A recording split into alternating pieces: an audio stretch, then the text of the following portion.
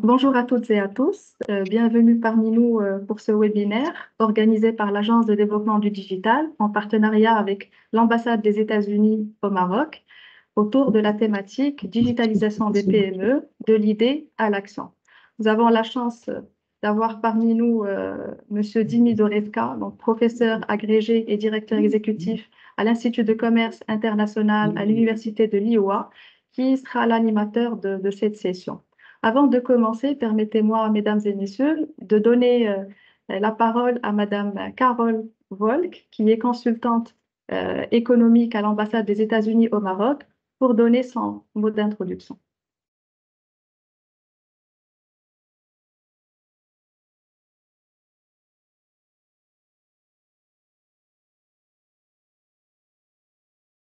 Votre microphone est fermé, madame.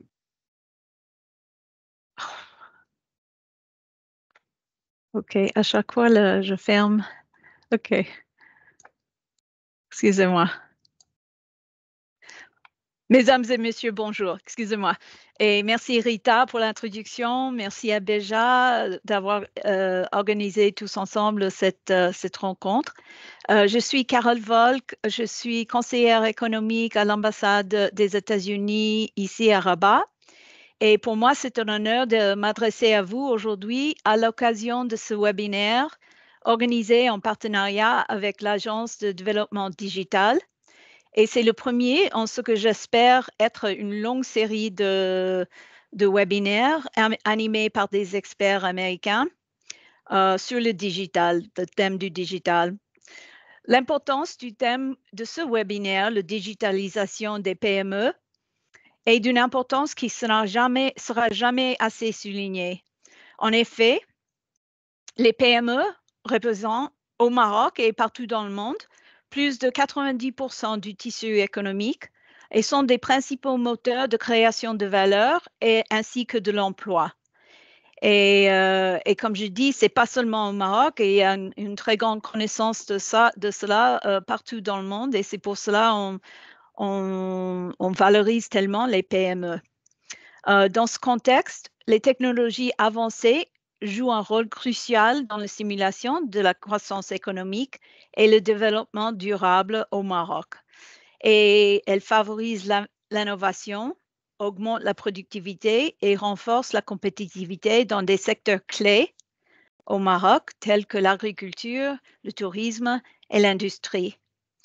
Et c'est pour cela que les États-Unis s'engagent à soutenir la croissance et le succès des PME marocaines, moteur essentiel de l'économie du pays. Le support des États-Unis, en conjonction avec les réformes conduites par le Maroc tout au long de ces dernières années, vise à renforcer la compétitivité des PME, à promouvoir le développement durable et à favoriser les liens économiques entre nos deux pays.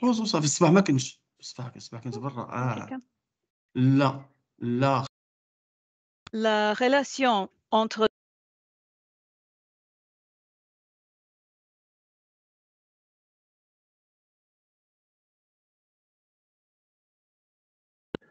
Madame, Carole, votre votre micro. Oui.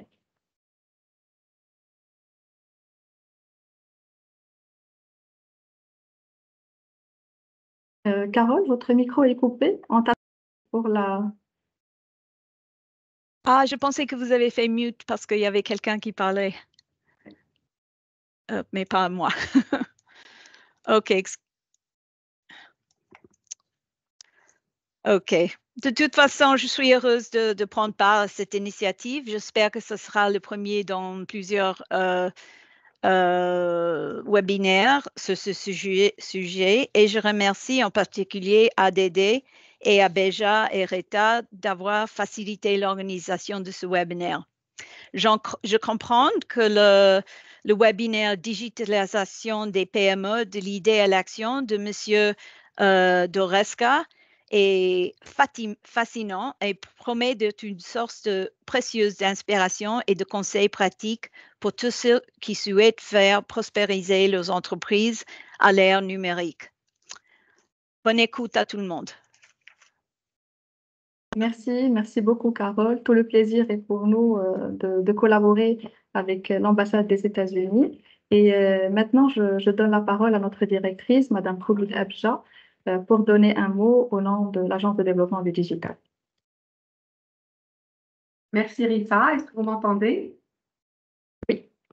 Bonjour à toutes et à tous, je vous souhaite la bienvenue également au webinaire organisé conjointement par l'Agence de développement du digital et l'ambassade des États-Unis au Maroc.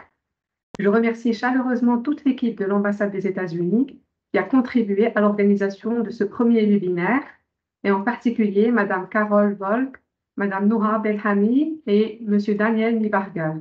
Je remercie également notre expert qui intervient aujourd'hui, professeur Dini Doreska de l'Université de l'Iowa, ainsi que l'ensemble des participants à ce webinaire et pour l'intérêt qu'ils portent à cette thématique importante qui est celle de la digitalisation des petites et moyennes entreprises.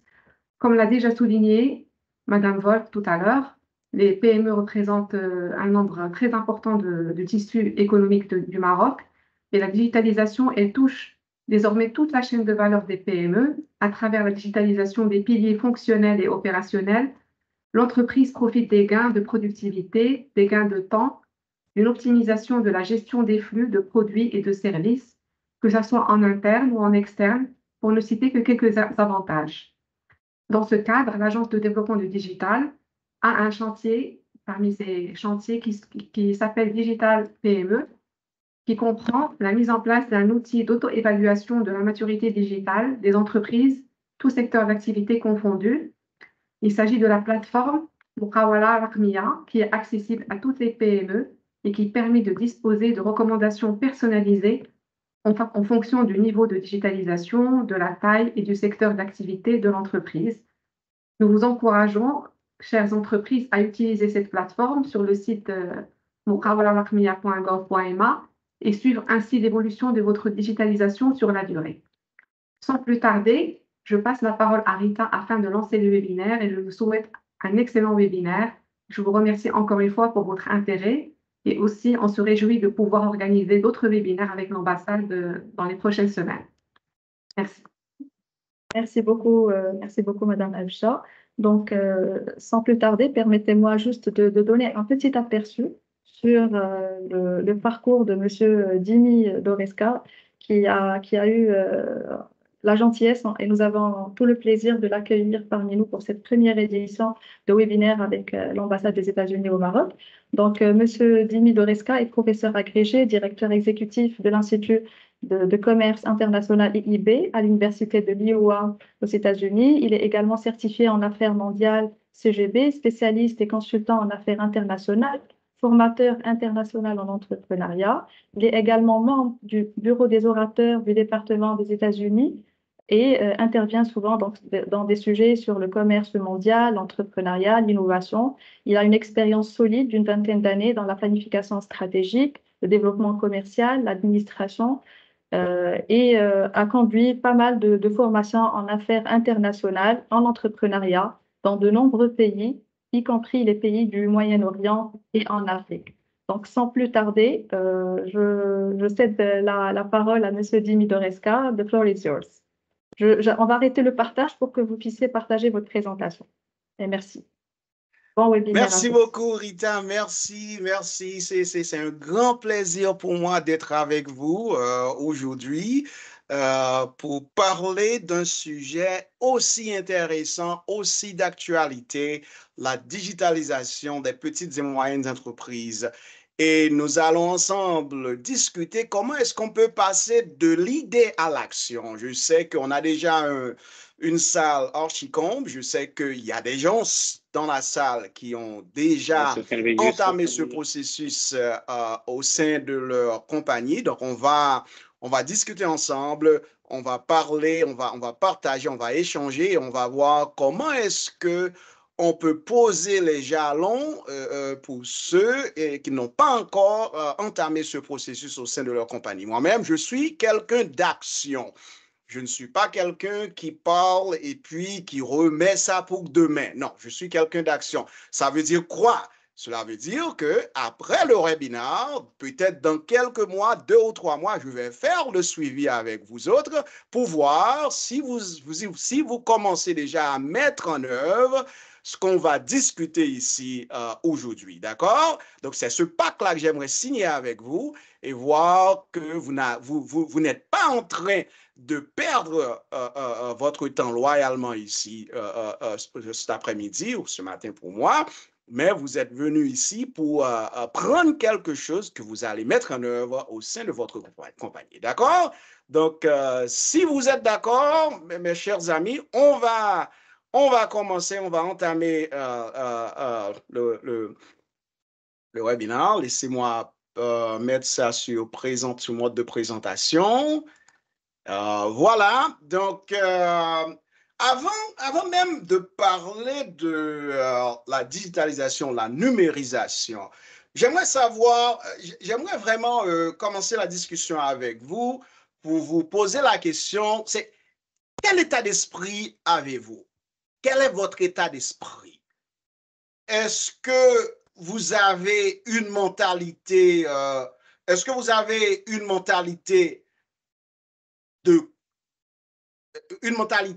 que je peux dire de croissance ou une mentalité fixe? Quand je parle de mentalité de croissance, je veux dire, vous êtes optimiste, d'accord? Vous pensez que vous êtes capable de tout faire et quand vous êtes frustré, vous n'abandonnez pas, vous persévérez. Et quand vous rencontrez des challenges, vous persévérez. Et quand vous échouez, vous apprenez. Vous savez que le processus, c'est d'apprendre. Donc, et si vous réussissez, vous êtes inspiré et votre effort et votre attitude déterminent tout. Maintenant, si vous avez cette mentalité fixe, vous êtes devenu négatif, vous dites que, bon, en fait, je ne suis capable à rien, quand je rencontre des défis ou des challenges, j'abandonne. En fait, vous écoutez les gens c'est-à-dire les gens négatifs qui sont autour de vous, qui disent que vous n'êtes capable à rien, etc., etc. Je pense que dans la salle aujourd'hui, je n'ai pas affaire aux gens qui ont une mentalité fixe. D'ailleurs, j'aimerais bien, en fait, préparer le terrain avant même d'entamer la discussion de cet après-midi. Eh bien, bon, en fait, quand vous avez cette mentalité fixe, vous pensez toujours aux ressources. Vous dites que, bon, en fait, il faut pas gaspiller de l'argent, il ne faut pas faire ci, notre compagnie n'est pas capable de faire ci. Vous ne pensez jamais aux opportunités. Vous ne voyez jamais la façon de capitaliser sur les opportunités. Et quand vous pensez aux ressources, qu'est-ce qui se passe? Vous acceptez le statu quo. Et vous continuez à faire les mêmes tâches routinières chaque jour. Vous avez cet état d'esprit fixe. Et vous utilisez le même budget de dépenses pendant des années sans de nouvelles initiatives.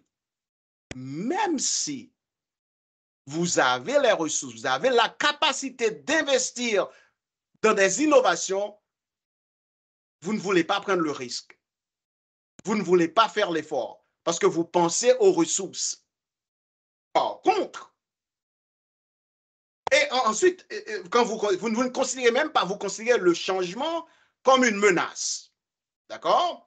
Mais par contre, quand vous avez cette mentalité de croissance, vous recherchez tout le temps les opportunités. D'accord? Et vous remettez en question le statu quo. Moi-même, je challenge toujours le statu quo. Je remets en question toujours le statu quo. D'accord?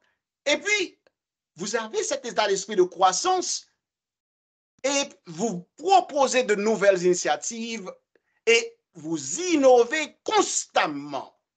Il y a toujours toujours un processus d'innovation au sein de votre compagnie. Vous encouragez vos employés à venir avec des idées nouvelles chaque jour.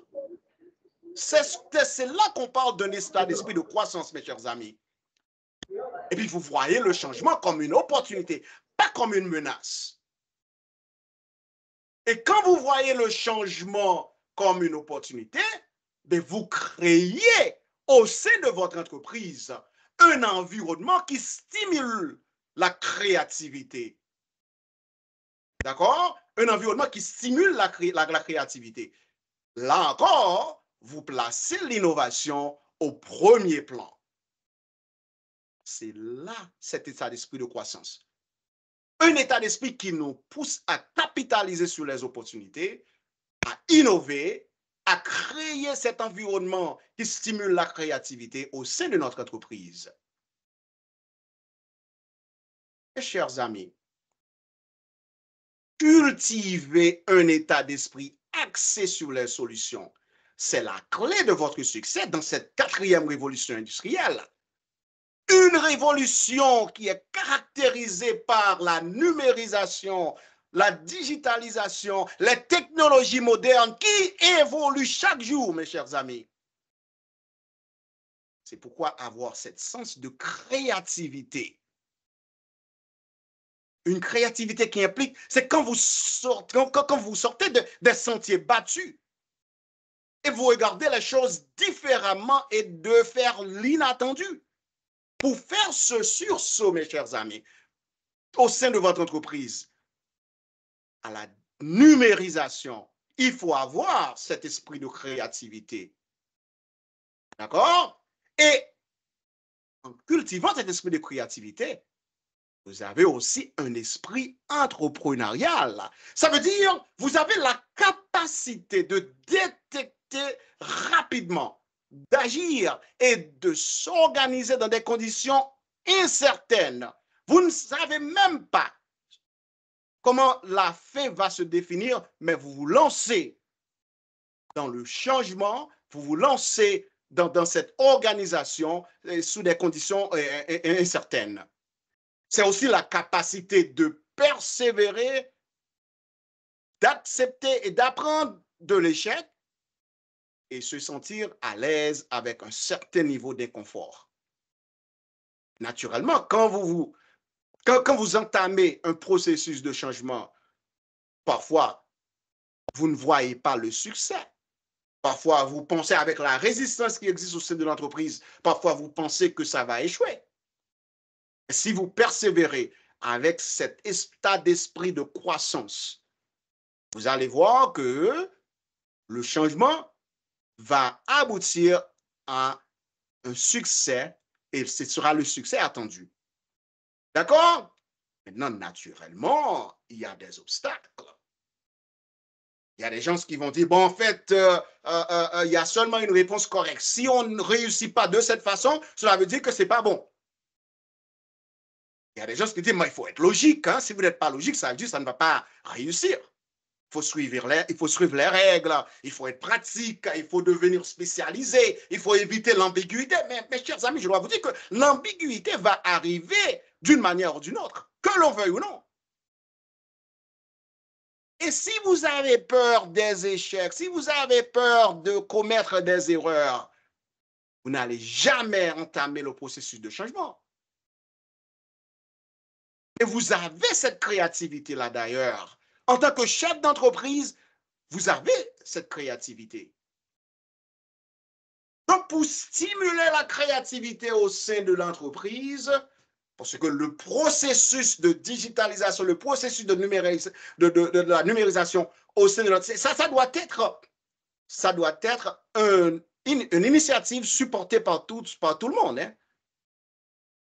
Vous devez organiser au sein de vous des exercices où vous pouvez poser la question, y a-t-il une nouvelle façon de le faire? Je vais vous donner une tournure différente. Et si on faisait l'inverse? Et si on réarrange les pièces d'une autre façon? D'accord? Que pourrions-nous faire d'autres à partir de cela? D'accord? Comment est-ce qu'on peut faire une adaptation, etc., etc.? De là, Monsieur Peter Drucker, dans son bouquin là, The Discipline of Innovation, il a défini l'innovation tant que la fonction spécifique de l'entrepreneuriat, que ce soit dans une entreprise existante ou une institution de service public, ou une nouvelle entreprise lancée par un individu seul dans la cuisine familiale, c'est le moyen par lequel l'entrepreneur crée de nouvelles ressources productrices de richesse ou d'autres les ressources existantes d'un potentiel accru de création de richesse. Vous avez déjà des ressources existantes. Comment est-ce que vous allez les utiliser pour accélérer ce changement au sein de votre PME, pour rentrer d'emblée dans la digitalisation, de la numérisation, d'une façon à rentabiliser l'entreprise, à assurer l'efficacité, le rendement, ou mieux servir les clients. D'accord? Donc, c'est ça, hein? C'est ça l'innovation. C'est ça, Mr. Peter Drucker parle quand il dit de l'innovation. Et Monsieur Steve Jobs, l'un des cofondateurs de Apple, il définit l'innovation. L'innovation est la capacité de voir le changement comme une opportunité, pas comme une menace.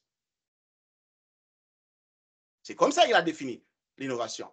Et vous allez voir, quand vous entamez le processus de changement, de digitalisation au sein de votre entreprise, il y aura des gens qui vont se sentir menacés.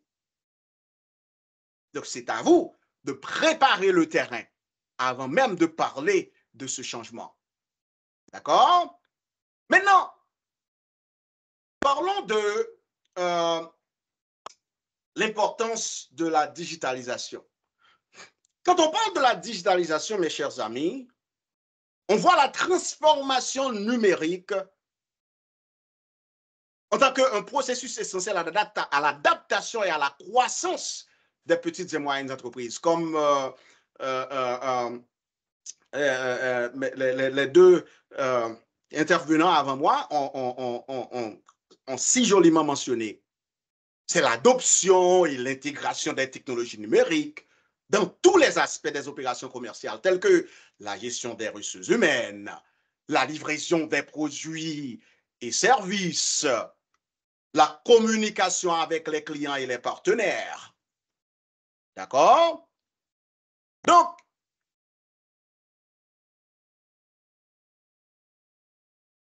le premier avantage qu'on va parler, c'est l'amélioration et l'efficacité opérationnelle que la digitalisation offre aux PME.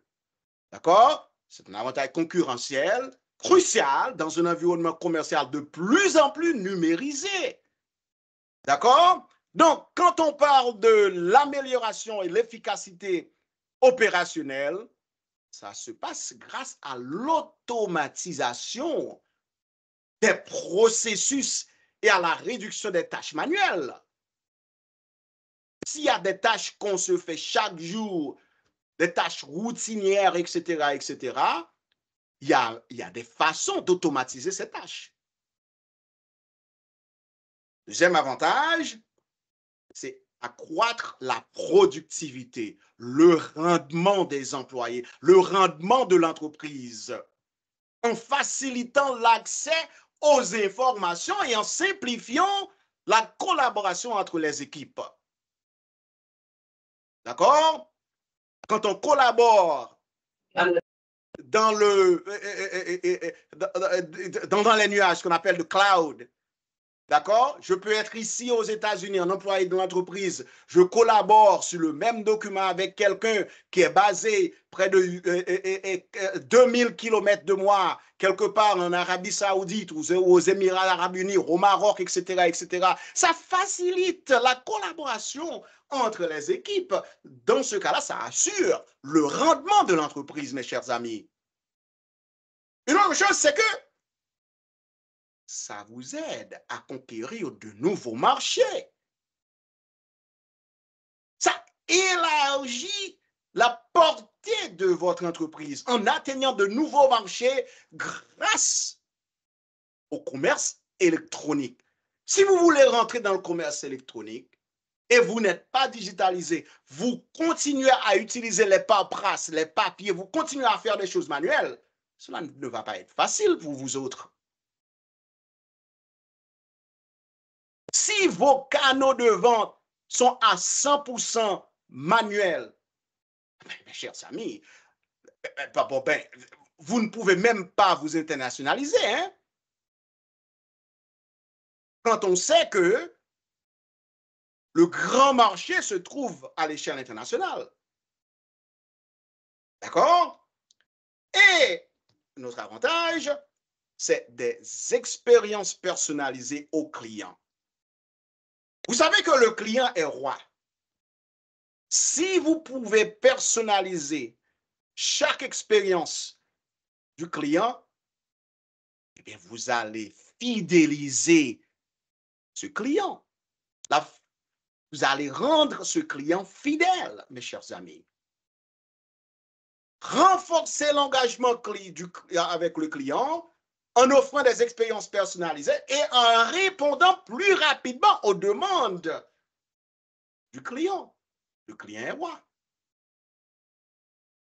Non seulement la digitalisation va vous aider à conquérir d'autres marchés, c'est-à-dire à acquérir d'autres clients, ça va vous aider à fidéliser le client.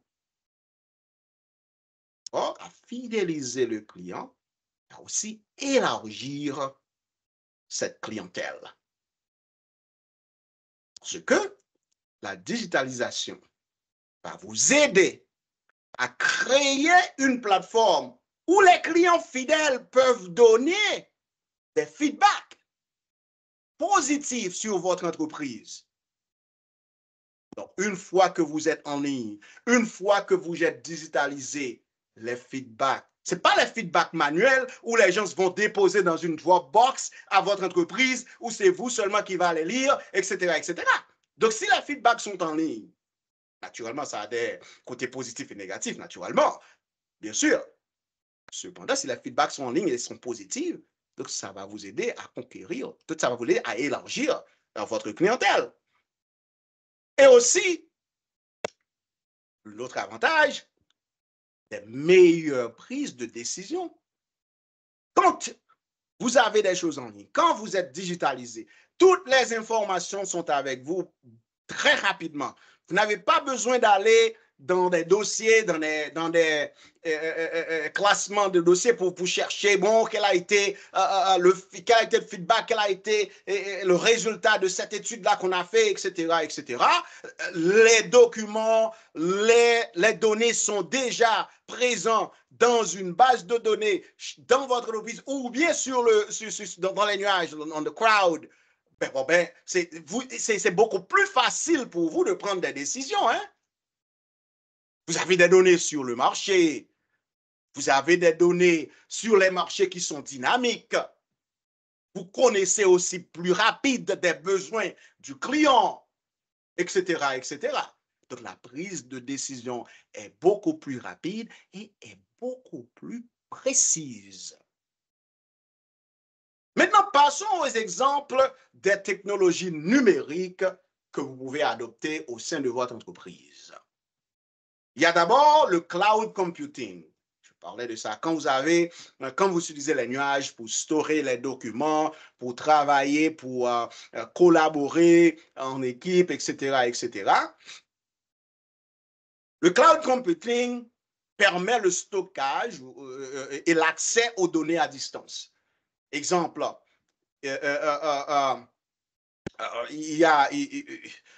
on est en train d'utiliser Microsoft Teams. Microsoft a un cloud computing que la majorité des entreprises utilisent. Il y a aussi Google qui utilise le cloud computing. Il y a Amazon. Il y a beaucoup d'exemples de cloud computing que vous pouvez utiliser. D'accord? Donc, moi, j'utilise Microsoft Cloud Computing tout le temps, hein, avec mon équipe, hein. Il y a aussi les logiciels de gestion intégrés comme le ERP, Enterprise Resource Planning, qui facilite la gestion intégrée des ressources de l'entreprise. D'accord? il y a aussi des plateformes pour le marketing digital. Facebook, LinkedIn, Instagram, etc., etc. Mais pour utiliser ces plateformes, mes chers amis, il faut être déjà digitalisé parce que c'est beaucoup plus facile quand vous êtes digitalisé pour utiliser ces plateformes et pour les utiliser de façon efficace. Il y a aussi le blockchain que l'on utilise surtout pour la sécurité des documents, pour préparer. C'est une technologie vraiment que il y a des PME qui ne l'utilisent pas en pensant que ce n'est pas sécuritaire, mais je vais parler de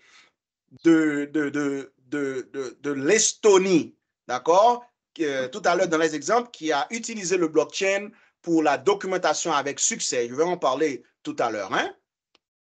Il y a aussi le IoT, le Internet of Things, qui aussi peut aider aux PME à optimiser leur opération et à rester compétitifs sur le marché.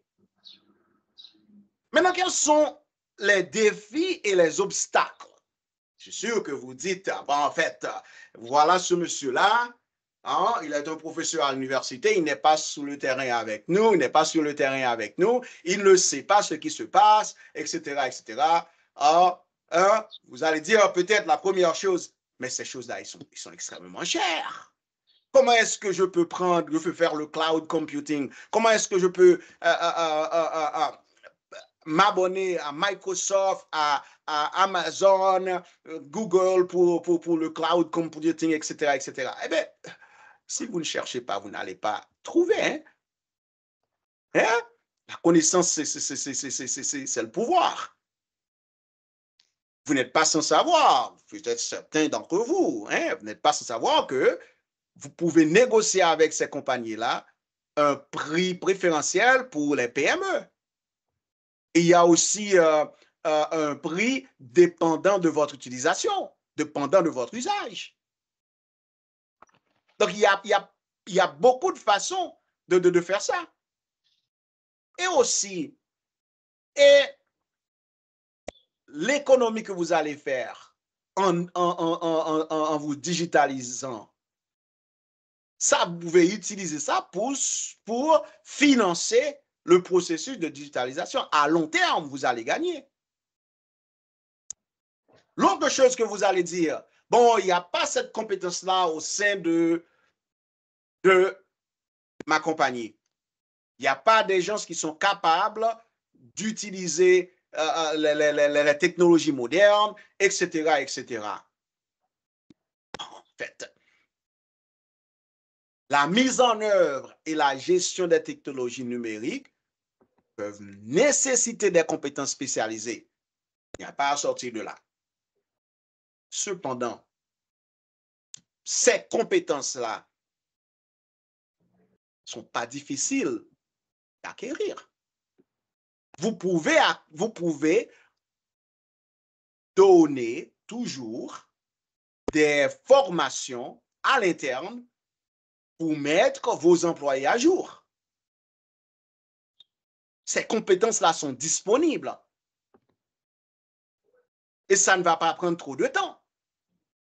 Naturellement, la résistance au changement, c'est ça surtout qui, je peux dire, alimente l'argument d'absence de compétences techniques.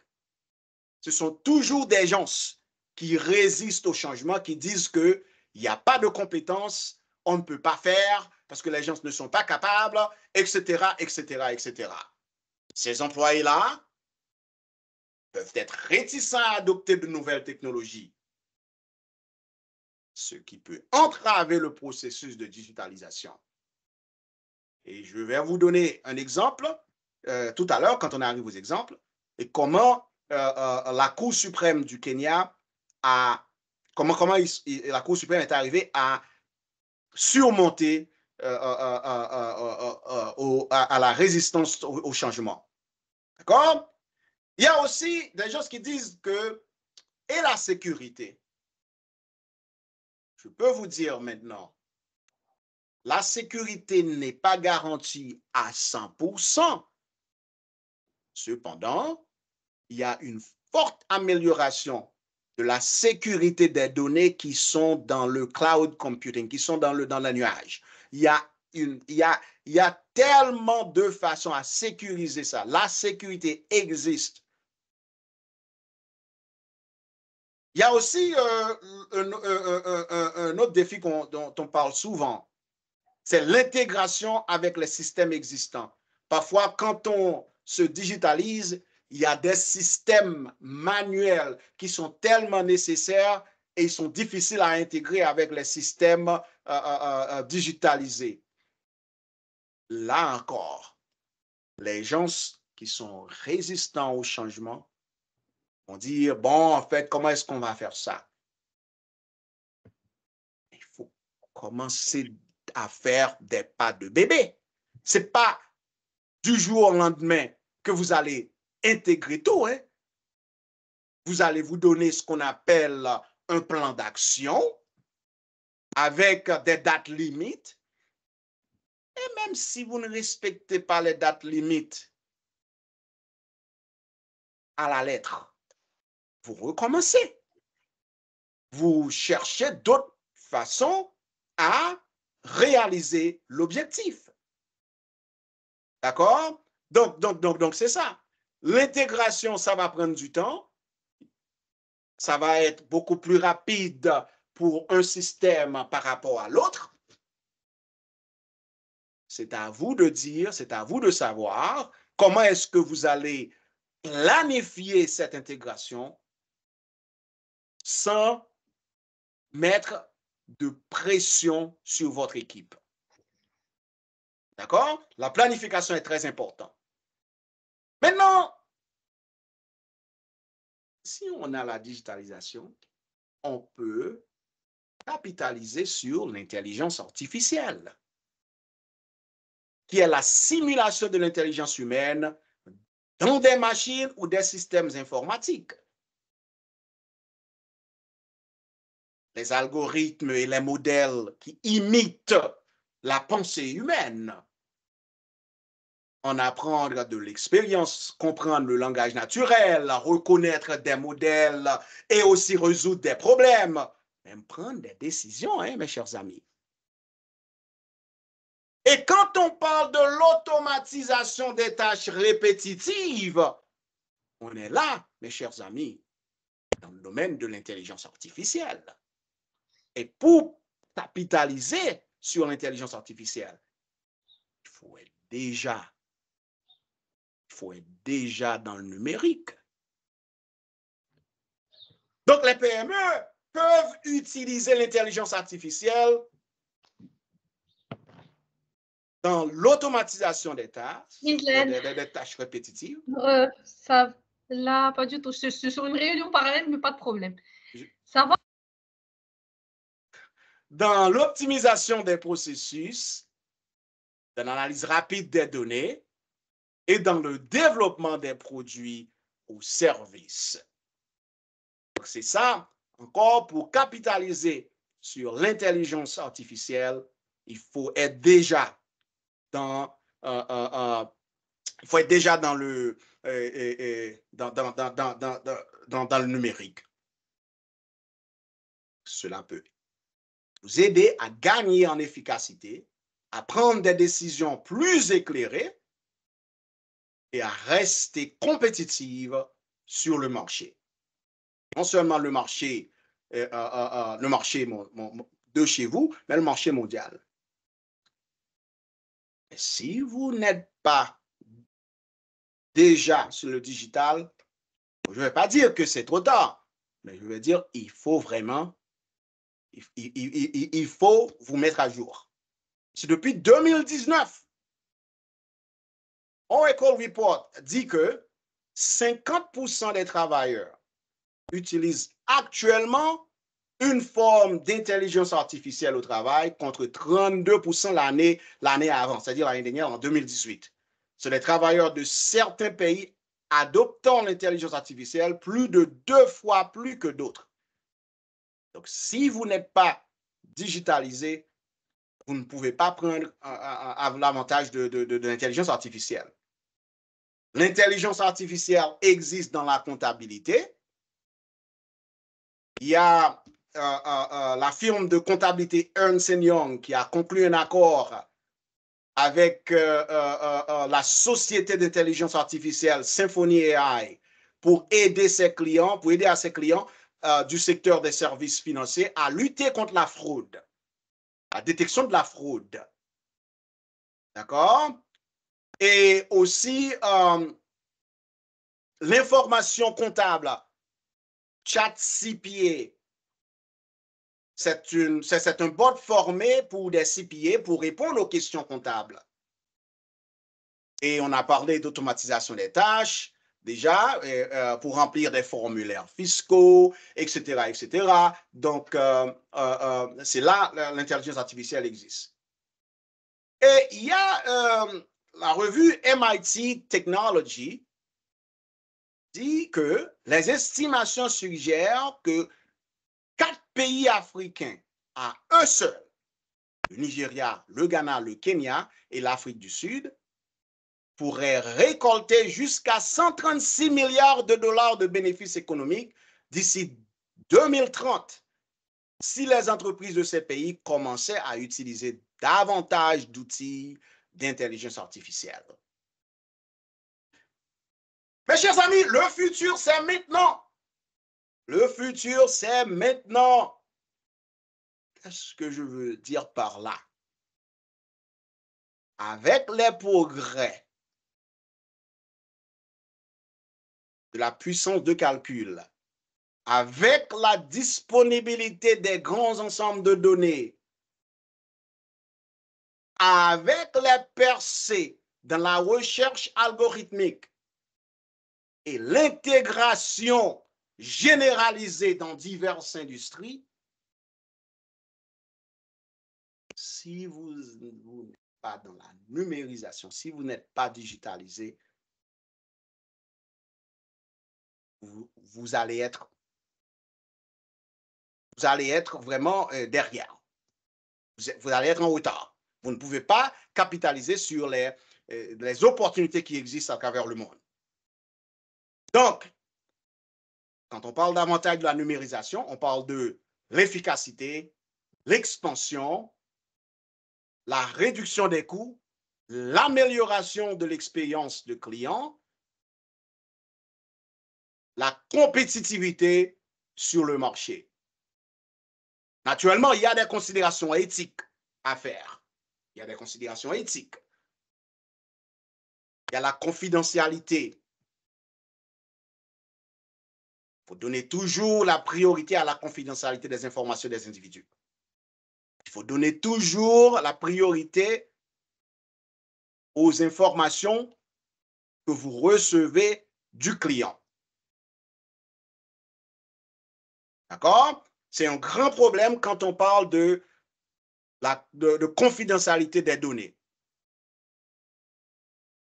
D'accord? Si vous avez un contrat de NDA, c'est-à-dire de ne pas passer les informations aux autres, il faut respecter ça avec le client. Surtout les grands clients, tels que le gouvernement, les grandes entreprises, etc., etc.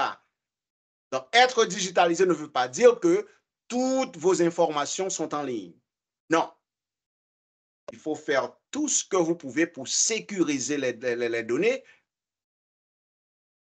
D'accord? Pour protéger les données.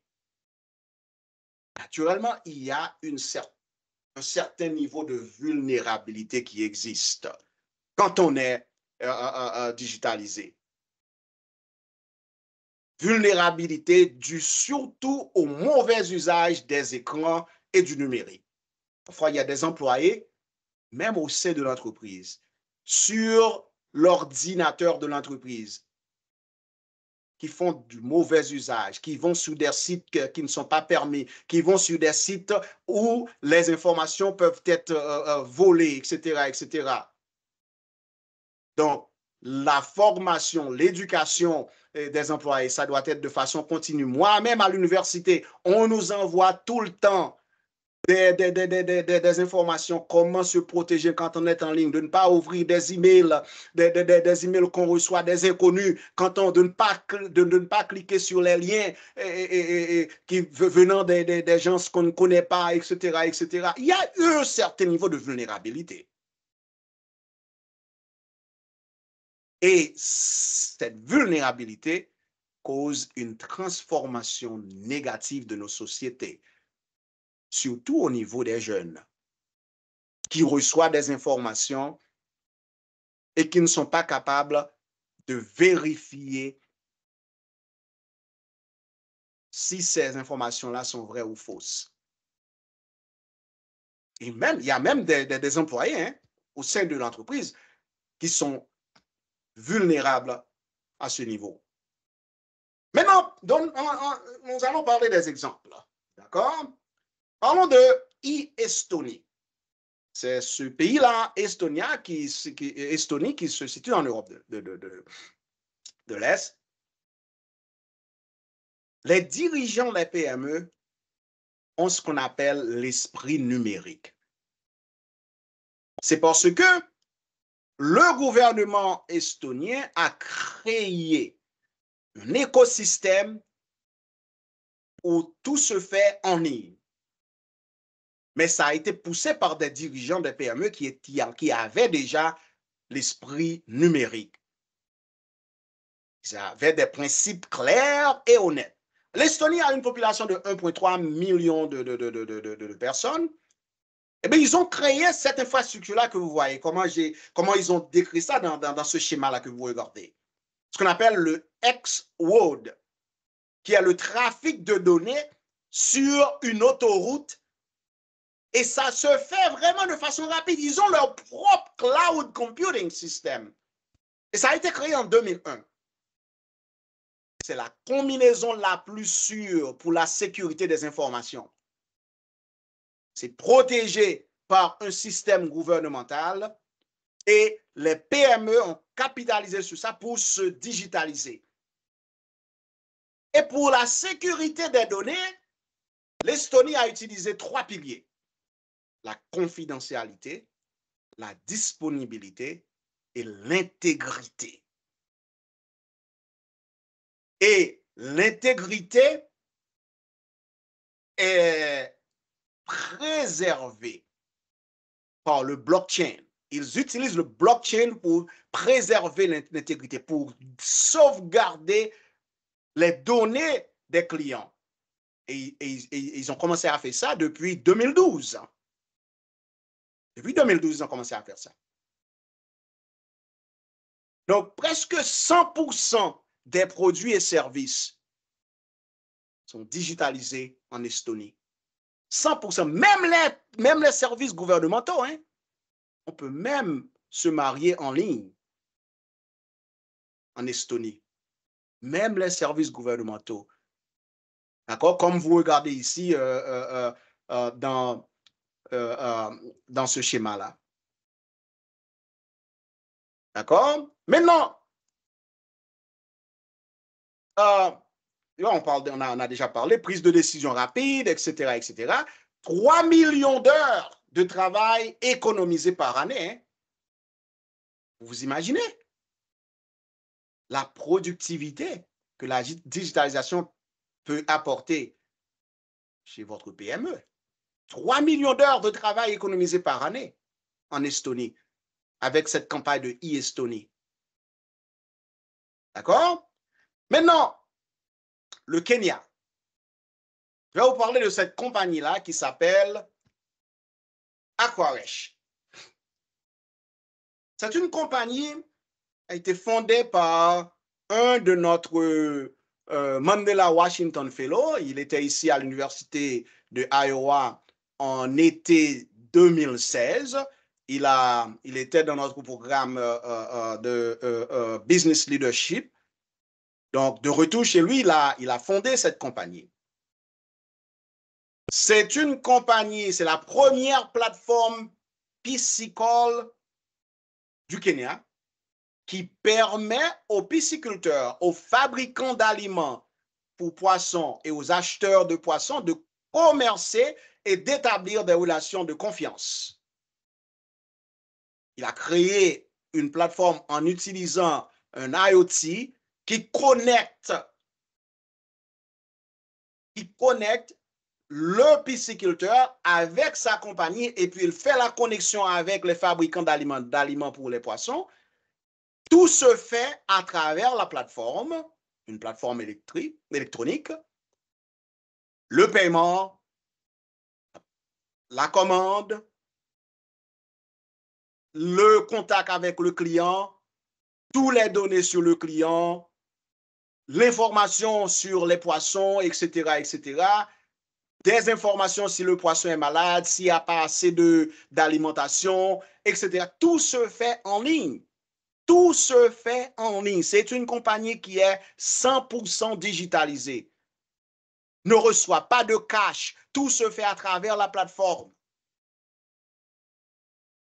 Et on parle d'une compagnie qui est dans un endroit reculé du Kenya. Hein. Ce n'est pas une compagnie qui est à Nairobi, c'est dans un endroit reculé qui s'appelle Kisumu. D'accord? Maintenant, restons au Kenya pour parler de la Cour suprême, pour parler de la Cour suprême du Kenya. Je vais vous donner un exemple de ce qu'ils ont fait. En 2018, la dame là que vous voyez à côté de moi, il y a la présidente de la Cour suprême, l'honorable juge Martha Koome, et moi-même je suis au milieu, et puis l'autre personne, c'est la doyenne de la faculté de commerce à l'université de Iowa. Elle était, Madame la présidente était venue à l'université de Iowa avec une équipe de juges du Kenya pour suivre une formation sur la transformation, le leadership, transformational leadership et changement leadership, etc., etc. Il nous a dit que en 2018, elle nous a dit qu'elle voulait digitaliser le système juridique kenyan. Elle avait choisi à l'époque la façon la plus rapide de faire, en disant qu'on va changer, on va convertir tous les documents en ligne, on va créer une plateforme où les gens peuvent venir faire le dépôt de leur cas, etc., etc. Et les juges vont utiliser le cloud computing pour télécharger les documents, pour faire ci et ça, etc., etc. Tout le monde était furieux. Les juges étaient furieux. Personne ne voulait entamer cette histoire. Madame la voulait faire cavalier seul, etc., etc. Eh bien bon, un bon matin, elle s'est réveillée, elle a dit, bon, on va changer, etc., etc. Le changement, la gestion du changement était dure. Ça a pris des mois et des mois avant de mettre tout le monde en diapason, au pas, etc., pour mettre en œuvre le changement, etc., etc. Eh bien, quand elle est venue chez nous, nos intervenants en leadership ont dit que, d'abord, avant de commencer avec un changement, il ne faut pas dire que ça ne marche pas, on n'a pas de productivité, personne ne veut, etc., etc., personne n'est satisfait, etc. Non. Il faut dire que, il faut commencer déjà par dire, voilà ce que vous pouvez bénéficier. Voilà ce qui se passe dans d'autres pays quand on utilise ça, etc., etc. En d'autres termes, il faut préparer le changement. Si on aura besoin des compétences à l'interne, il faut faire venir des experts pour donner ces compétences, pour préparer ces gens-là pour le changement. D'accord?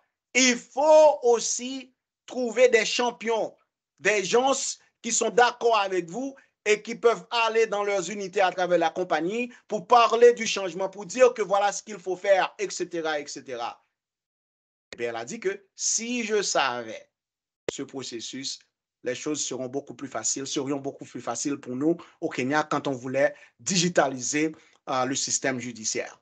Maintenant, les choses fonctionnent très bien. Le système judiciaire du Kenya est digitalisé, tout se fait en ligne, etc. C'est l'un des systèmes judiciaires au monde le plus moderne. Hein?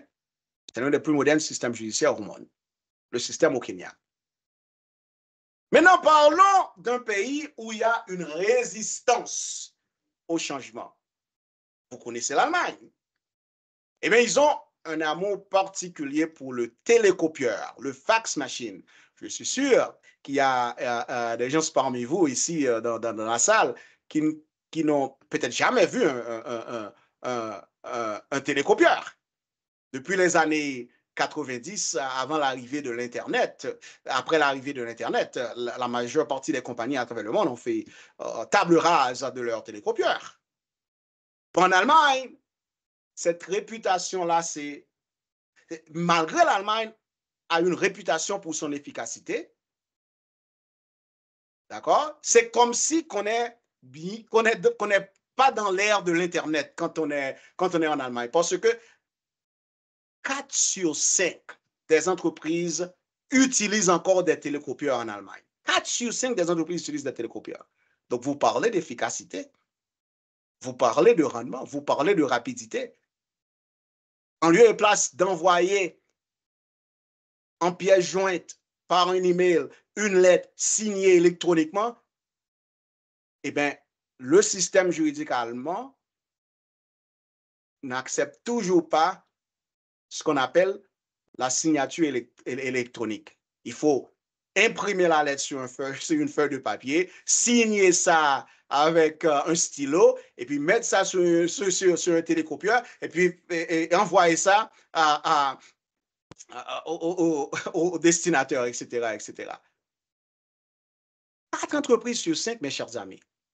Hein, c'est beaucoup, hein? Donc, l'Allemagne, qui est une des plus grandes économies en Europe, utilise encore les télécopieurs. Donc, c'est là, parce qu'il y a une forte résistance. Les gens se disent que, bon, c'est pas, on a besoin de notre fax machine. Il y a même des entreprises, des fournisseurs qui vendent toujours des télécopieurs et ils disent qu'en ce qui concerne les télécopieurs, c'est comme d'habitude, hein? C'est ce qu'on appelle business as usual. Et les fournisseurs, là, ils disent que leurs clients comprennent des hôpitaux, des cabinets de médecins, des cabinets d'avocats et des salles d'audience. Ce sont des gens là qui résistent le changement. D'accord? Donc, mes chers amis, c'est tout cela que je voulais vous dire. C'est à vous là maintenant de parler. J'aimerais que vous partagiez avec moi vos exemples, ce que vous avez rencontré en essayant de mettre en œuvre un processus de digitalisation au sein de votre entreprise. Si vous avez aussi des questions sur ma présentation, je suis disponible à répondre, mais j'aimerais que ça soit un partage.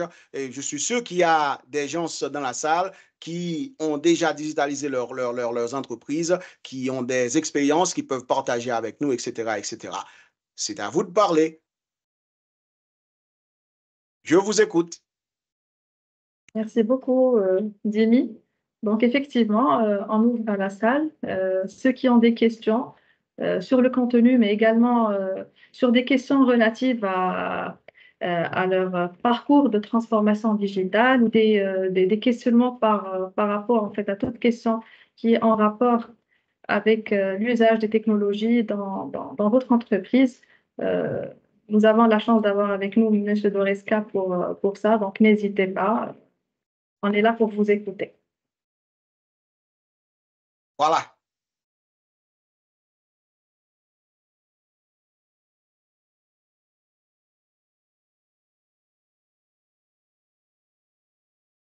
Il y a M.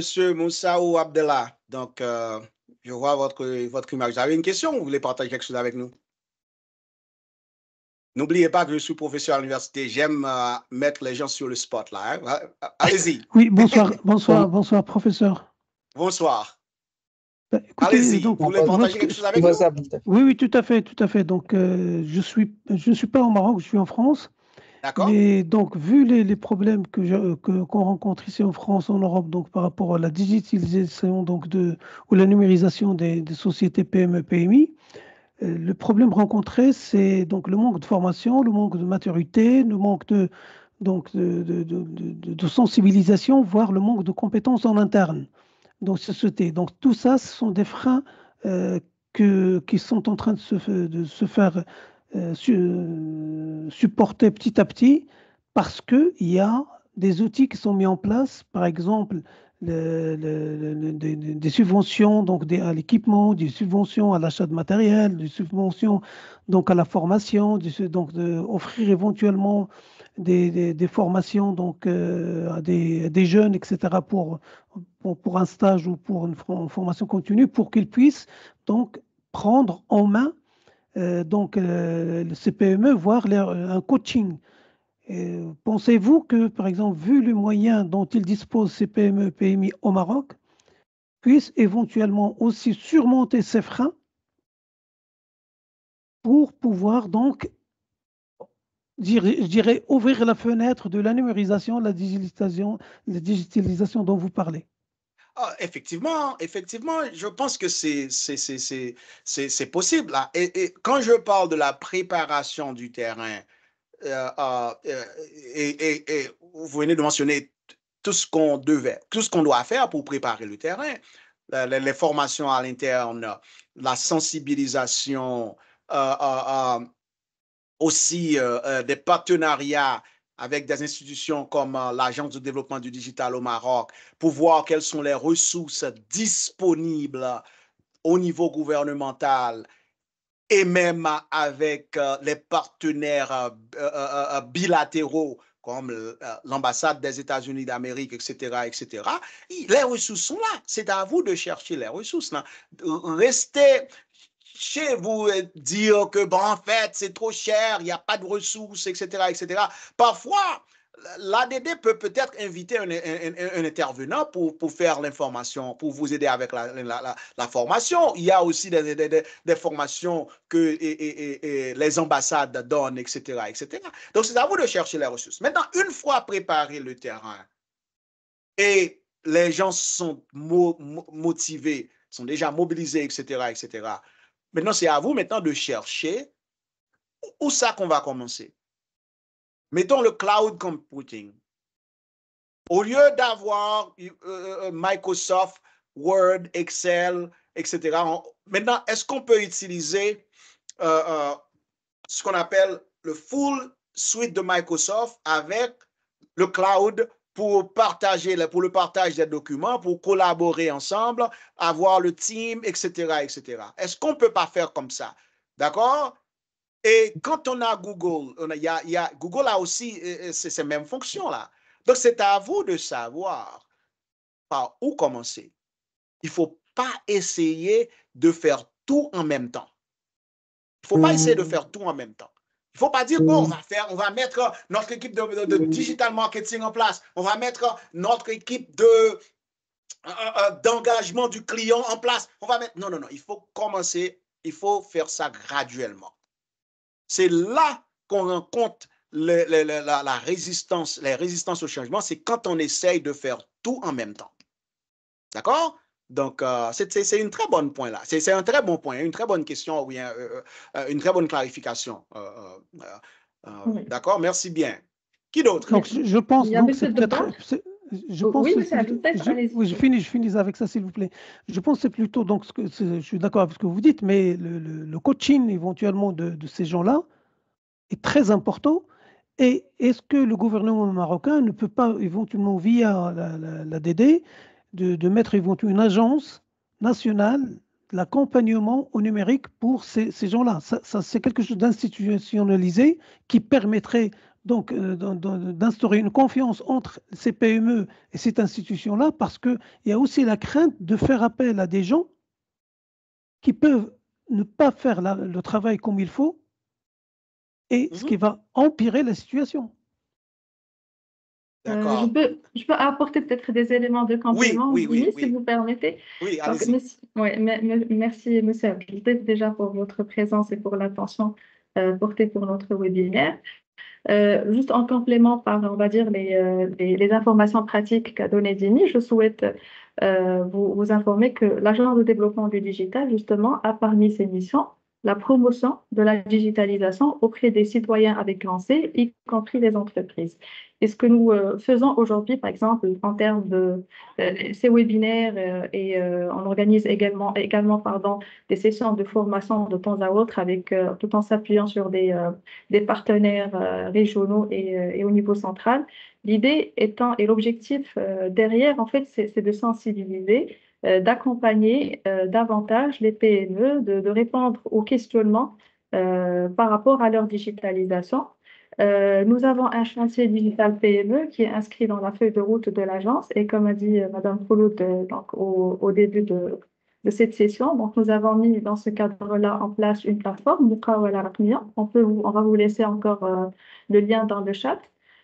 Et en fait, l'objectif de cette plateforme est elle met en fait à disposition de toute PME marocaine un système d'évaluation ou d'auto-évaluation de maturité digitale.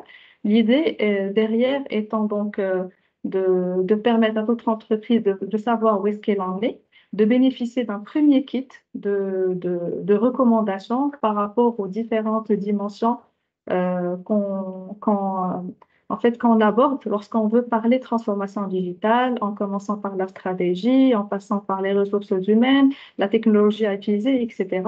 Et donc, en fait, c'est un exemple, on va dire, d'initiative, de sensibilisation, d'accompagnement que nous menons au sein de l'agence. Et nous préparons également donc, d'autres initiatives qui sont en cours avec d'autres partenaires, mais également avec le ministère de tutelle. Donc, restez vraiment en veille et abonnez-vous à Muqawala Raqmiya et on reste, Inch'Allah, en contact. Comme ça, on peut vous informer au fur et à mesure des différentes initiatives que nous menons dans ce sens. Et merci. J'espère avoir répondu à votre question. Et si vous permettez, je donne la parole aux deux autres personnes. Donc, on a M. Bar Tayeba avec nous. M. Bar, vous avez une question? Non, je n'ai pas une question, j'ai une recommandation très forte. Ouais. C'est que merci Jimmy pour ton intervention et j'aurais bien voulu te rencontrer en physique. Si tu es de passage au Maroc. Naturellement, on le fera. Je suis moi-même professeur et consultant et ça fait plus de 5 ans que je m'intéresse à ce sujet-là, de la digitalisation de la PME-PMI. J'ai mené 2 études avec la GIZ et un cabinet marocain sur la digitalisation de la PME marocaine et on a remis un certain nombre de résultats. Et j'ai fait la même chose avec KPMG au niveau du Togo et ça m'a permis aussi de voir qu'est-ce qui se passe dans d'autres pays. Et d'ailleurs, le fait d'avoir fait les 2 études m'ont donné quelques idées que j'ai consolidées pour dire qu'est-ce qu'il faudrait faire. Et j'ai écrit un article il y a 2 mois, et je pense que... Et merci Khouloud pour l'invitation, et merci Rita pour l'animation. Donc, cet article, vous l'avez certainement lu, Rita et Khouloud, c'est en fait, j'ai décrit exactement ce que devrait faire, j'ai dit le gouvernement, mais je pensais fortement à l'ADD. Alors, l'idée est la suivante, c'est que justement, ils ont une brique qui est très importante, qu'ils ont déjà réalisée, c'est la boîte à outils pour évaluer la maturité digitale. Mais si je suis PME et je suis livré à moi-même, j'en ferai pas grand-chose, honnêtement.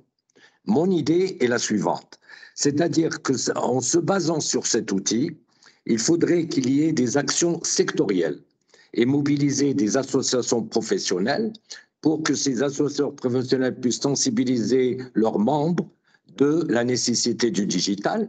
Une fois qu'ils sont sensibilisés et demandeurs, on utilise la plateforme de maturité pour les faire accompagner par justement un groupe de consultants qui seront sélectionnés par l'ADD et pas forcément des vieux, mais beaucoup de jeunes qui peuvent aider l'entreprise.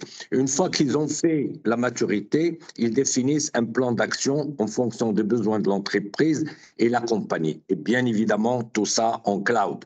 0 serveur, 0 machine en interne, mais aussi bien pour la bureautique dont tu as parlé, mais aussi pour les logiciels de gestion de production, de gestion de tous ces logiciels. Et le comble de tout cela, c'est qu'il y a d'excellents outils marocains qui peuvent rendre service à différents types d'entreprises. Et c'est là où l'ADD devrait faire aussi une sélection des différentes plateformes nationales ou internationales qui peuvent être utilisées de manière sectorielle. Et l'accompagnement par des jeunes permettrait de mettre en œuvre au fur et à mesure tout cela, tout en n'oubliant pas qu'il y a la conduite du changement, comme tu disais, qui est primordiale. Et la conduite du changement aussi a ses règles. Alors, moi, tout ce que je propose, c'est que l'article que j'avais écrit résume l'ensemble de tout ça. J'avais même fait un schéma qui résume tout ce process. Je suis prêt, Khouloud et Rita, quand vous voulez, à faire un échange sans aucune facturation. Hein. C'est honnêtement gratuitement. C'est pour mettre en œuvre ce que j'ai écrit dans la mesure du possible, si vous le souhaitez, pour vous expliquer ce que je pense par rapport à différentes étapes. Et je vous remercie. Et merci, Dimi. Merci bien. Merci pour votre participation. Merci beaucoup, Sedoubar. Effectivement, ça me fera vraiment plaisir de se rencontrer pour détailler davantage, mais je voudrais juste peut-être vous rassurer par rapport à une chose, c'est que bon, bientôt on lancera une action pilote, j'insiste sur pilote, avec la Bird et qui consiste vraiment, qui s'inscrit vraiment dans tout ce que vous avez décrit, c'est-à-dire qu'un pool de consultants vont aider un pool d'entreprises donc, tout en se basant sur le premier kit qui est donc l'audit de maturité digitale fait au niveau de Mouakawala Rakmia. Donc, ces consultants-là vont aider les entreprises PME à élaborer leur feuille de route. Donc, déjà comme deuxième étape, en attendant aussi par la suite d'avoir d'autres mécanismes qui pourront aider les entreprises à déployer, à acquérir du matériel, etc. Donc, effectivement, nous, on est bien conscient que la plateforme à elle seule, ce n'est pas ce qui résout le problème, mais il a fallu quand même aller étape par étape. Quelque part, nous sommes, comme vous le savez, une jeune agence, donc on a commencé donc, le déploiement du chantier par mettre en place cette première brique, et nous sommes en pleine réflexion, échange avec les différents partenaires pour l'étoffer davantage, intégrer des services à valeur ajoutée, tout comme vous l'avez bien décrit, Cédric. Et donc, il y a aussi la nouvelle stratégie qui est en cours de préparation. Donc, certainement, elle va permettre la mise en place de nouveaux mécanismes qui vont étoffer l'offre de services. Je tiens à vous féliciter pour tous les travaux que vous faites, vraiment. Personnellement, je suis fier de l'ADD. Merci beaucoup, Cédric. Et ça nous fait vraiment plaisir d'avoir ce témoignage d'un consultant, aussi d'un grand expert de la transformation digitale que vous êtes. Merci beaucoup. Merci. Et donc, sans plus tarder, je donne la parole à la personne suivante. Excusez-moi, je vais voir le nom. Donc, oui, c'est Monsieur Brani. À vous la parole. Bonjour à tous et à toutes. Merci pour cette thématique aussi intéressante et enrichissante. Je tiens tout d'abord à représenter mes remerciements à Madame Rita Ben Othman, l'animatrice de ce séminaire, ainsi à notre cher intervenant, Monsieur Doreska. Pour faire bref, j'aimerais bien savoir quels sont les outils ou bien quels sont les moyens à travers lesquels on pourrait motiver le personnel d'une entreprise à adhérer à ce projet de digitalisation, sachant bien évidemment que c'est l'acteur pivot dans ce projet et qui peut être un élément de réticence qui pourrait freiner cette transformation digitale. Et merci infiniment. Merci bien. C'est une très bonne question. Je vous remercie. En fait, j'ai dit qu'il faut préparer le terrain, d'accord? Il faut d'abord parler des cas de succès qui existent d'abord à travers le Maroc. Je suis sûr qu'il y en a pléthore. Et ensuite, à travers le monde, mais peut-être dans la région, d'accord, dans la région l'Afrique du Nord ou bien le Moyen-Orient, peut-être en Afrique en général, puis le monde. Donc, si vous parlez des cas de succès, donc, il ne faut pas commencer à dire que notre entreprise est en retard, notre entreprise est si, vous n'êtes pas productif, vous ne faites rien, vous êtes venu ici, voilà, hein, etc. Il ne faut pas commencer par là. Maintenant, quand vous commencez à donner des exemples de succès, et puis maintenant, vous commencez à identifier les champions. Les champions, c'est-à-dire à chaque unité, département des ressources humaines, département de comptabilité, département de l'informatique, etc., etc. Vous choisissez un champion pour dire, ah, vous êtes intéressé, je veux compter sur vous pour motiver votre équipe. Le champion, parfois, ce n'est pas le directeur du département. Parfois, le directeur du département, c'est la personne la plus résistante. D'accord? Donc, ça peut être un employé qui aime la technologie, qui déjà utilise chez lui la technologie, etc., etc. Donc, le champion va aider à recruter d'autres personnes au sein de chaque département. Et puis, le champion aussi va aider à trouver les personnes clés auxquelles il faut donner des formations. Il faut former des personnes clés. Maintenant, il faut identifier quel type de formation, d'accord, que chaque département nécessite. D'accord? Donc, vous donnez la formation, vous recherchez des consultants, des coachs qui vous accompagnent. Maintenant, une fois formés les gens clés, avec eux, pas tout seul, pas le chef d'entreprise seulement, avec ces personnes clés-là, avec ces qui deviennent des champions, vous mettez sur pied un plan d'action. Comment est-ce que vous allez commencer? 1, vous allez faire ça. 2, vous allez faire le cloud computing. 2, les ERP pour les systèmes d'automatisation, etc., etc. Donc, il vous identifie. Et le plan d'action doit avoir des dates limites. Je vais achever ça, cette date, je vais achever, etc., etc. Et puis, parmi ces champions-là, vous désignez ce qu'on appelle un project manager, un team leader. Ça ne devait pas être le chef de l'entreprise. Ça peut être quelqu'un qui fait partie, quelqu'un qui a la capacité de motiver les gens, quelqu'un que les autres employés voient comme un modèle, etc. Donc, c'est ça. C'est le processus. Si vous essayez de faire ça de façon drastique, d'accord, du jour au lendemain, la résistance va rester et demeurer. Mais c'est doucement, c'est vraiment lentement que vous essayez d'intégrer les gens, etc., etc. Moi-même, c'est ce que je suggère. En tant que, c'est ce que je vois ici, et c'est ce qui se passe ici quand on essaye de mettre en place, quand on essaye de mettre en œuvre un nouveau processus. D'accord? Merci infiniment, Monsieur Doresquin, pour ces éclaircissements. Merci infiniment. Pas de quoi. Merci. Merci, M. Kandi. Merci pour votre participation. Et après, donc, il y a Mme Loubna. À vous la parole. Vous avez une question?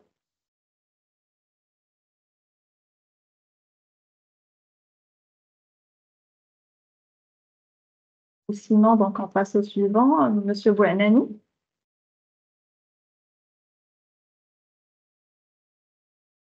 Allô? Oui. Oui.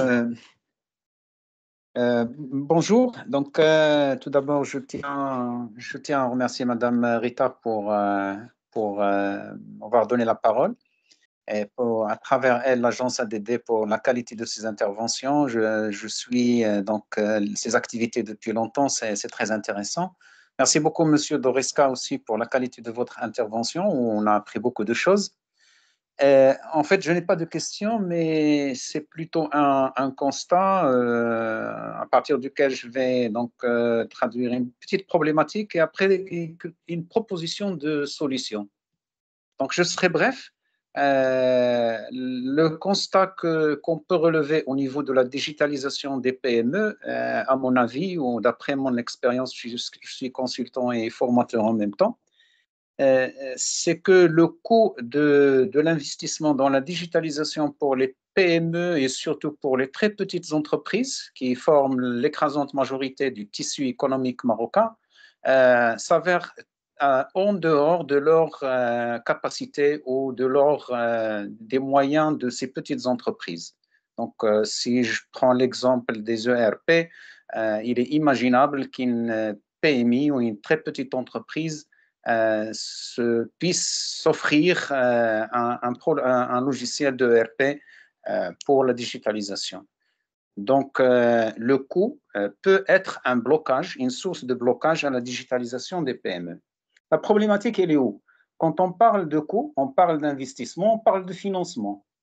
C'est vrai, certains organismes au Maroc apportent des subventions et de l'aide, peut-être, je pense là à Maroc PME, mais quand on regarde les conditions d'accès à ces financements, on trouve qu'ils ne sont pas ouverts aux très petites entreprises. Donc, il y a toujours un blocage au niveau de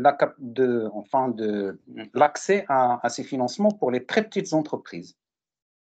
Ma proposition est la suivante. Donc, à partir de ce constat et de cette problématique, ma proposition est la suivante. Et là, je m'adresse à l'ADD pour intervenir. Bon, ils ont peut-être, certainement, ils ont les moyens et les données pour pouvoir intervenir. Je pense qu'il serait possible de fédérer les besoins des très petites entreprises en fonction soit de leur activité, de leur intérêt commun ou de leurs besoins communs.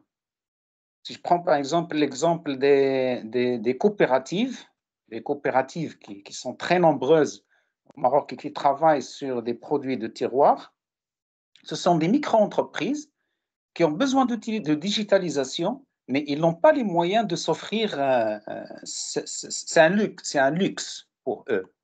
Donc, ce que je propose, c'est de fédérer les besoins de ces, si je prends l'exemple des coopératives, et l'ADD fait un appel à manifestation d'intérêt pour les structures qui peuvent offrir des services ou des moyens de digitalisation à ces très petites entreprises, de telle façon à leur offrir une solution adaptée à un groupe d'entreprises. Et comme ça, on va donc amortir le coût, on va aplatir le coût de l'investissement dans cette solution et le répartir sur un grand nombre de bénéficiaires. Comme ça, la solution devient moins chère et elle sera très adaptée, bien adaptée aux besoins de cette catégorie d'entreprises. Donc, j'espère que l'idée est claire. Donc, Oui. et j'avais donc cette idée depuis longtemps et l'occasion me s'est présentée aujourd'hui pour en parler. Et je vous remercie et à très bientôt. Merci. Merci beaucoup, Sylvain-Nani. Merci à vous d'être présent parmi nous. Merci pour votre fidélité envers notre agence. Effectivement, c'est une excellente idée. Comme j'ai dit, donc nous on bâtit autour de Muqawala Rakmiya un ensemble d'initiatives et de services. Effectivement, une des initiatives à laquelle qu'on souhaite lancer, c'est une sorte de labellisation de solutions ou de fournisseurs de solutions marocains qui peuvent répondre à des besoins des entreprises. Comme vous l'avez bien cité, ça peut être par exemple pour le choix d'une solution ERP. Et là, en fait, j'aimerais juste peut-être échanger avec vous ou vous reposer une question. C'est quand vous dites aplatir le prix, c'est-à-dire l'idée étant de sélectionner une seule solution à appliquer aux différentes entreprises ou bien par exemple, typiquement les coopératives, on peut partir sur cet exemple, ou bien chaque coopérative va devoir choisir parmi les solutions cataloguées, si j'ose dire ça, et donc voilà, la déployer par la suite. L'idée, c'est peut-être de proposer une solution qui peut servir à un ensemble ou à une catégorie de coopératives. Donc, si je pense par exemple à l'ERP, c'est les coopératives qui produisent, qui font de l'argan par exemple, et ils ont presque toutes les mêmes besoins au niveau des stratégies commerciales, au niveau des techniques de vente, au niveau de marché peut-être. Et puis, la solution peut être proposée à un grand nombre de coopératives, de telle sorte à ce que l'investissement initial il est réparti sur un grand nombre de clients, d'entreprises. Sorte d'économie d'échelle, effectivement, qui va nous permettre justement d'avoir un prix plus intéressant. En tout cas, merci beaucoup pour votre proposition et je propose qu'on reste en contact peut-être pour discuter davantage la solution après, Inch'Allah. Et on peut faire ça non seulement pour les ERP, mais aussi le cloud computing. Je pense que la solution d'échelle, si par exemple l'ADD est la compagnie qui négocie avec ces compagnies-là qui fournissent ces services, c'est comme ça, l'ADD peut négocier un prix vraiment compétitif et puis chacun des membres de coopératives, ça peut alléger le prix là pour les membres des coopératives. Je pense que c'est une très bonne idée, hein? Très, très, très bonne idée, monsieur Bouanani. Très bonne idée. Merci beaucoup, Dimi. Effectivement, ça peut être on est déjà à temps là. Est-ce qu'on peut prendre les deux autres questions ensemble et très rapidement, et puis je peux les répondre, hein? Très rapidement. Tout à fait.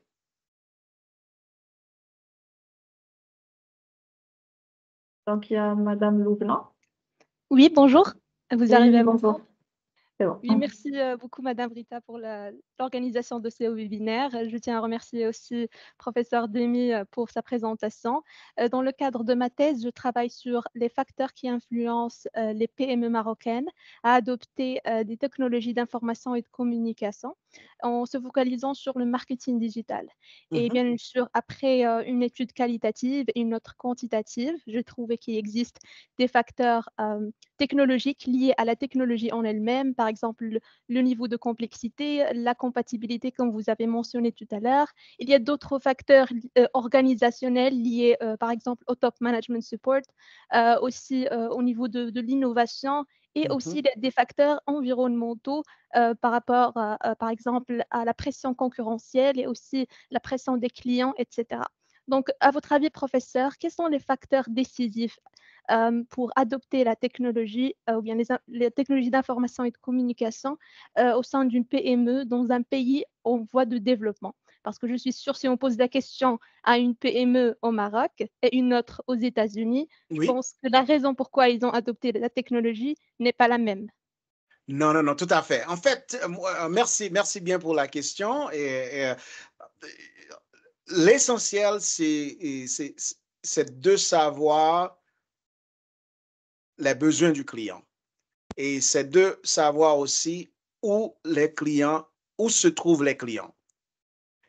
Deuxièmement, troisièmement, c'est aussi de comprendre comment les employés peuvent devenir beaucoup plus efficaces. D'accord? Ce sont ces trois questions-là qu'il faut répondre. Parce que n'oubliez pas, le client est roi. D'accord? Il faut la proposition de valeur que vous donnez au client ne doit pas être axée seulement sur la technologie. La qualité de vos produits et de vos services doit être primordiale. Ensuite, la technologie. Si en conversant avec le client, ce qu'on appelle le Customer Discovery, vous trouvez que le client dit que je voudrais placer ma commande en ligne, je voudrais recevoir ma facture en ligne, je voudrais avoir une plateforme en ligne pour payer, etc., etc. D'accord? Je voudrais, quand je vais sur votre site, je voudrais avoir un chatbot pour converser, etc., etc. C'est à vous là maintenant de conduire ce qu'on appelle un sondage au niveau de votre clientèle et voir qu'est-ce que le client veut. Maintenant, si le client dit que c'est des choses-là, eh bien, vous n'avez pas le choix. Et qu'est-ce que vous allez faire? Vous allez aller auprès de l'ADD et de voir comment l'ADD peut vous aider à vous digitaliser en minimisant le coût. Parce que la question que une PME pose souvent, c'est la question de coût. Donc, l'ADD peut vous aider à voir quelles sont les solutions disponibles à bas prix ou à un prix raisonnable selon la capacité de votre entreprise. Moi-même, je mettrai les besoins du client en premier, avant même de décider si c'est important pour moi de me mettre en ligne. Parce qu'il ne faut pas considérer la technologie d'abord, il faut considérer la qualité de votre produit et de votre service pour satisfaire à la clientèle. La dernière question. Oui, une dernière question. Merci à vous. Merci, donc, merci bien. Oui. Bon, déjà, donc, je voulais vous remercier donc, pour la qualité de la présentation, Monsieur Jimmy. Après, donc, tous les efforts déployés par l'agence de développement digital donc, au Maroc, c'est remarquable. C'est vraiment donné un essor à la digitalisation pour l'économie marocaine, donc, et surtout pour les entreprises. Donc, ils ont mis un focus sur les PME. C'est une très bonne initiative. Donc, après, nous, en tant que on peut dire des consultants en transformation digitale, on travaille beaucoup avec des grands groupes. Donc, ils sont très outillés donc, en termes d'agile, en termes des outils. Après, donc, pour l'accompagnement à la transformation digitale des PME, ils ont leurs spécificités. Donc, accompagner un grand groupe pour une transformation digitale, c'est vraiment, ils ont des outils comme le Confluence, le Jira, toutes les armadas. Après, pour adapter ces outils-là, donc pour la PME, c'est quelque chose qui est génial. Donc, j'ai l'occasion de travailler avec des PME donc pour adapter, par exemple, des outils pour la gestion on peut dire, des projets donc, qui sont déjà open. Et c'est une expérience qui a été réussie.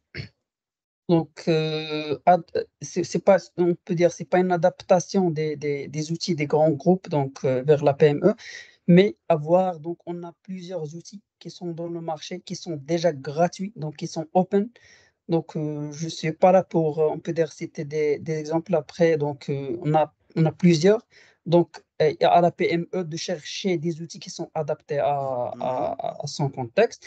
Donc, et c'est vrai, elle a besoin d'un accompagnement. Donc, pour le début, donc, elle a besoin de l'accompagnement. Après, on a tous les outils même en termes AI, ils sont là. Donc, il faut tester des outils. Donc, il faut pas peur à échouer. Donc, on doit avoir des outils, on peut dire, digitaux. Donc, on explore, on essaye. On peut dire, développer cette mindset agile. Donc, même pour la PME, c'est là où on peut réussir. Merci bien. Ça, c'est une très bonne conclusion pour moi. Et je suis sûr que l'ADD a un répertoire d'outils gratuits qui existent déjà. Et si vous voulez tester le terrain et voir comment est-ce que votre entreprise peut s'adapter à la digitalisation, c'est à vous de contacter l'ADD. Donc, ça a été un grand plaisir pour moi d'être avec vous. Comme j'ai dit au début de ma présentation, je suis un homme d'action. J'aimerais, je suis sûr que l'ADD va faire un sondage sur votre participation. J'aimerais que tout le monde utilise quelque chose aujourd'hui de la présentation pour apporter un changement au sein de leur entreprise. L'ADD a déjà mon contact, mes contacts, etc. Et la plupart d'entre vous sont déjà connectés avec moi sur LinkedIn. On reste en contact. Si vous avez des questions, si vous voulez continuer la conversation, vous pouvez me contacter. Et puis, un de ces jours, qui sait, je serai au Maroc avec vous, à travailler à votre côté pour lancer, pour améliorer la performance de votre entreprise. Merci. Merci, merci. Oui, rapidement pour conclure, si ce n'est que de remercier déjà toutes les personnes présentes avec nous. Merci pour l'attention accordée à ce webinaire et restons en contact. Il y a d'autres choses qui sont planifiées à l'avenir, d'autres actions, des initiatives. Merci infiniment, Monsieur Dimi, pour l'excellente présentation. Le futur, c'est maintenant, n'est-ce pas?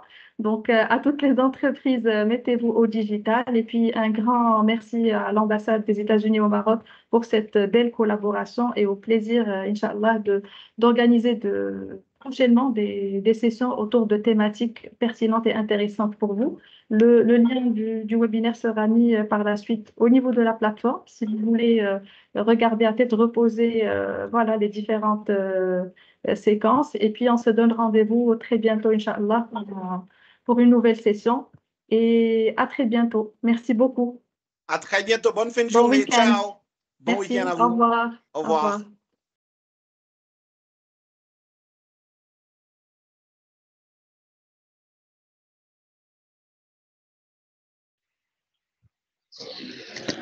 Allô, est-ce que vous m'entendez? Allô?